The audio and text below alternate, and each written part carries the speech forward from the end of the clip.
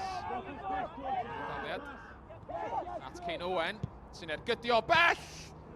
Ac oedd hi'n ergyd dda, oedd hi'n ergyd rymus, ond yn syth at Oliver Byrne.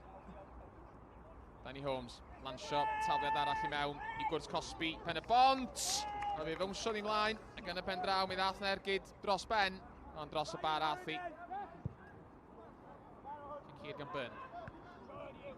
Ffenio ymlaen tuag at Cyrren. Oedd hi disgyn i Declan Poole i mewn i'r cwrs Cosby. Mullen, di'n hytrach. A ryw hanner ergyd, hanner coesiad oedd i gan Jamie Mullen. Yn bosib na hynna dy'r agosa.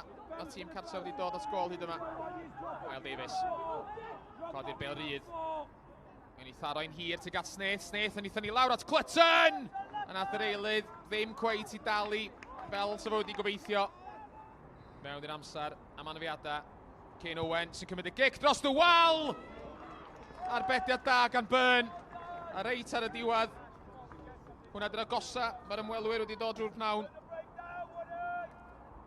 Cei Connah, gic gornel o, at y postyn agosa yn cael ei tharo allan. A mae yna gyfle i Miles Davies, daro'r bel nôl i mewn, mae'n gwneud hynny. Y peniad! Just dros y bar gan Clutton. Ydy Clutton ddim yn mwy ar y cae. A mi greiddodd y bel i Benno, oedd e jyst dim cweit yn gallu cadw i lawr.